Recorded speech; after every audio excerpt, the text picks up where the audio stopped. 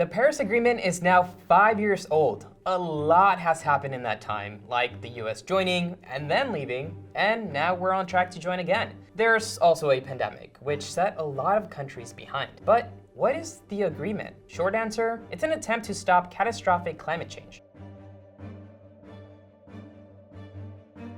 The agreement was adopted on December 12, 2015 and entered into force on November 4, 2016. It was initially signed by 194 countries and is now ratified by 188 as of November 2020. But the core of the Paris Agreement is to limit the amount of greenhouse gas emissions that lead to global warming, so that the Earth's carbon sinks can keep pace and prevent the planet from overheating, all before the year 2100.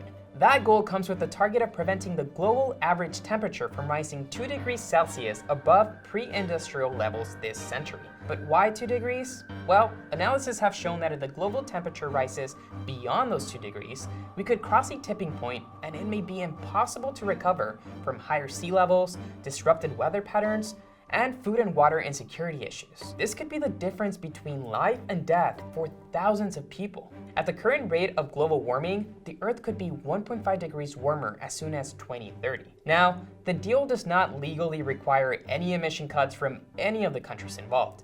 So it's basically all voluntary and there's no real punishment for missing country-specific goals. Each country involved submitted their own plans on cutting emissions. So far, India is the only country in the G20 that is on track to meet its initial promise back in 2015 and be compatible with a 2-degree warming goal. The top 3 emitters, China, the EU, and the US, are nowhere near.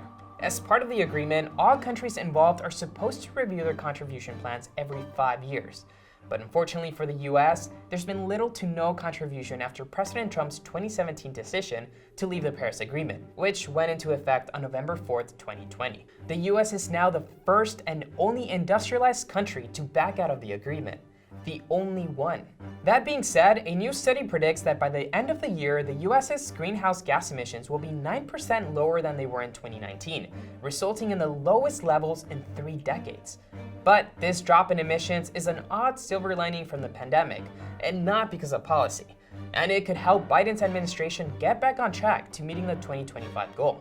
President-elect Joe Biden also wants to opt back into the Paris Agreement as soon as he takes office on January 20, 2021, which means that the US will have a lot of catching up to do and needs to be more aggressive to reduce emissions. Well, that and also regain the trust of allies. Despite the Paris Agreement's aggressive plan to curb climate change, it still received a lot of criticism from scientists and environmentalists.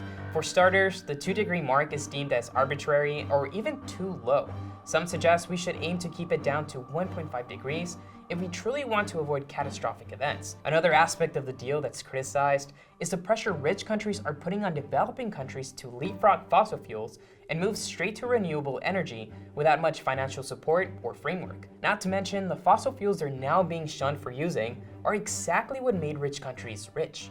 And to top it all off, these developing countries are the ones who are impacted the most by climate change. But richer countries are doing their part. The agreement requires rich countries, like the US, before we left the agreement, to collectively provide $100 billion a year to help other countries adapt and help fight climate change. Obama, for example, pledged $3 billion to help other countries address climate change.